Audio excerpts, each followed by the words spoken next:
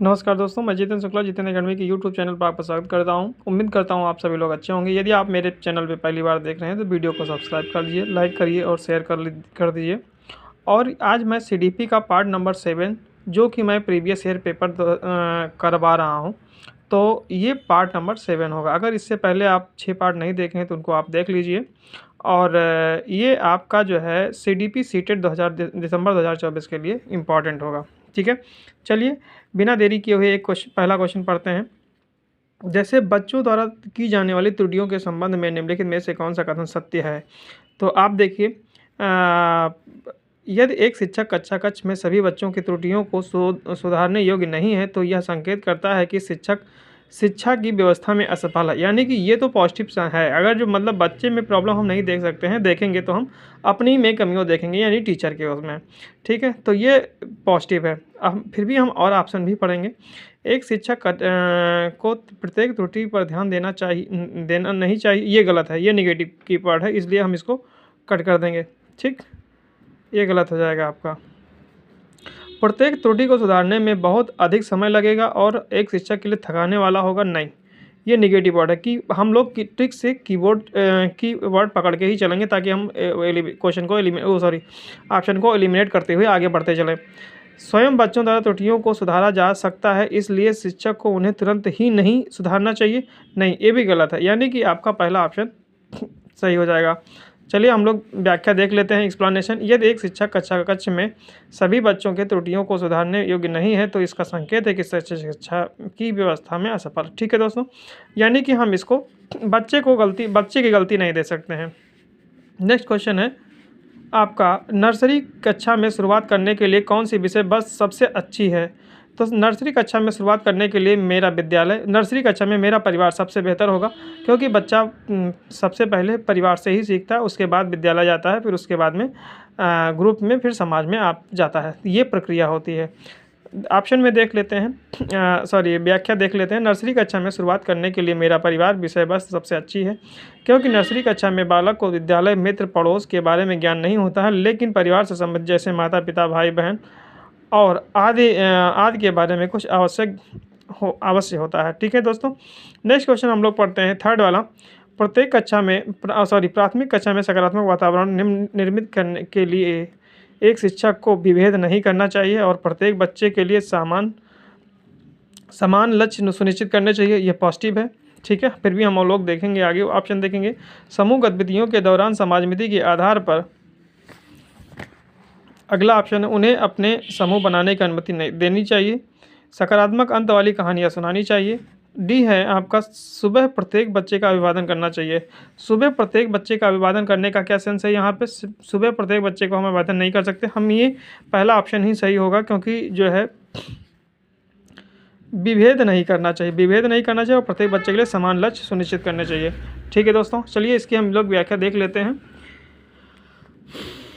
प्राथमिक कक्षा में सकारात्मक वातावरण निर्मित करने के लिए एक शिक्षक को विभेद ये नहीं करना चाहिए और प्रत्येक छात्र के लिए समान लक्ष्य सुनिश्चित करने चाहिए। ठीक है, तो आपका एक्सप्लेनेशन हो गया। चौथा देखते हैं क्वेश्चन नंबर, एक बच्चा जो डैश से ग्रस्त है वह सा को वाज पढ़ता है और न्यूक्लियर को अनक्लियर में अंतर नहीं कर सकता है, तो ये बीमारी कौन सी होती है? तो ये डिसलेक्सिया, शब्द जबलिंग, ब्रिकार्ड, डिस्मोर्फिया और डिसलेक्सिया, तो ये हो जाएगा डिसलेक्सीमिया, नहीं, यानी आपका ऑप्शन ये हो जाएगा। अगर पढ़ने में विकार होता है तो हम ऑप्शन इसमें जाते हैं, और अगर मैथ में कैलकुलेशन प्रॉब्लम होती है तो ऑप्शन होता है डिसग्राफिया, तो वो वाला ऑप्शन होता है। इसकी हम व्याख्या भी देख लेते हैं, पहला ऑप्शन ही सही है। डिसलेक्सिया एक प्रकार का मानसिक रोग है जिसमें अक्षरों को क्रम का ज्ञान कम होता है, जिससे बालक शब्द के अक्षरों का क्रम अंतर नहीं कर सकता है एवं सा के स्थान पर आवाज पड़ता है। नेक्स्ट क्वेश्चन है, 5th नंबर क्वेश्चन, निम्नलिखित में से कौन सी विशेषता समस्या समाधान उपागम की विशेष चिन्ह है? नंबर 1 है, समस्या मौलिक होती है। सही उत्तर प्राप्त करने के लिए सामान्यतः एक उपागम होता है। समस्या केवल एक सिद्धांत या प्रकरण पर आधारित होता है। तो ये तो हम देखो, ये निगेटिव 4 ऑप्शन है, तो ये हम तो डी वाला तो कैंसिल पहले ही कर देंगे, क्योंकि ये केवल यानी कि एक की पॉइंट ऐसा होता है जो केवल ही मात्र अगर ऐसे ऑप्शन आते हैं तो उसको हम रॉन्ग कर देंगे। समस्या कथन में संकेत अंतर्निहित रूप से दिया होता है, तो आपको एक काम करना है कि समस्या समाधान उपागम में विशेष चिन्ह होना चाहिए, यानी कि आपका ऑप्शन डी होना चाहिए। समस्या कथन में संकेत अंतर्निहित रूप से दिया जाता है, यानी आपका ऑप्शन डी है।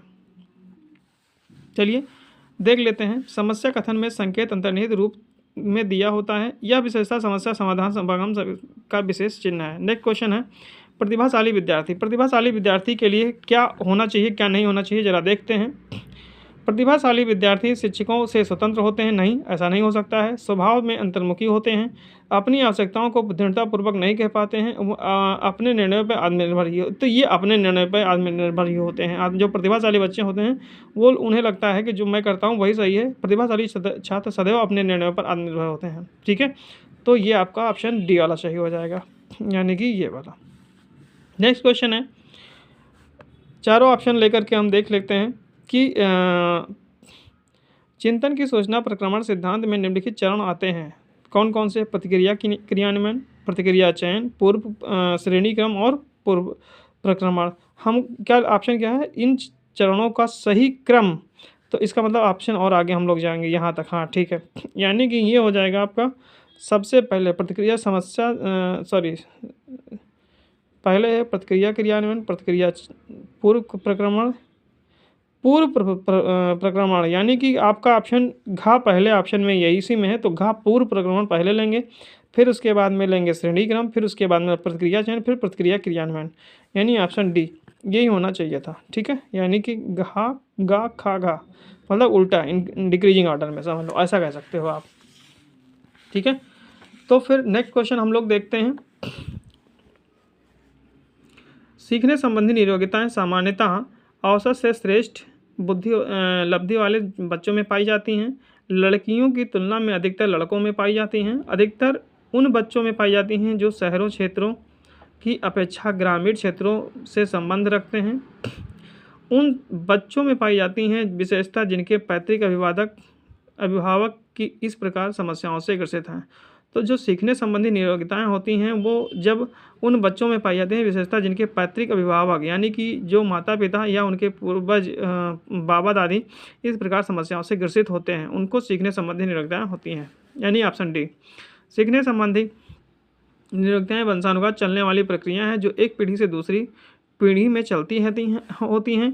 सीखने संबंधी नियोगिताएं सामान्यतः उन बच्चों में पाई जाती हैं विशेषता पैतृक अभिभावक, यानी कि आप इसमें बाकी तो पढ़ सकते हैं, लेकिन मेन समझने वाला कॉन्सेप्ट ये था कि जो सीखने संबंधी नियोगिताएं होती हैं वो पीढ़ी वंशानुक्रम होती हैं, यानी कि पीढ़ी दर पीढ़ी, अगर बाबा में है तो दादी में, बाबा दादी में है तो पापा में हो सकता है, फिर अपने में हो सकता है, फिर अपने बच्चों में हो सकता है, तो ये प्रक्रिया चलती रहती है। नेक्स्ट क्वेश्चन है, ये क्वेश्चन थोड़ा सा बड़ा है तो हम लोग ऑप्शन देखेंगे, ध्यान से पढ़ेंगे। पहले देखें, मोनिका जो गणित की शिक्षिका है राधिका से एक प्रश्न पूछती है, राधिका से कोई उत्तर न मिलने पर वह तुरंत मोहन से दूसरा प्रश्न पूछती है। जब उसे महसूस होता है कि मोहन उत्तर बताने में संघर्ष कर रहा है तो वह अपने प्रश्न के शब्दों को बदलती है। मोनिका की यह प्रवृत्ति यह प्रदर्शित करती है कि वह इस तथ्य में पूर्णतः परिचित है कि राधिका सवालों के जवाब देने योग्य नहीं है। ऐसा तो हम बिल्कुल नहीं कह सकते, राधिका जवाब देने वाले क्यों नहीं हैं।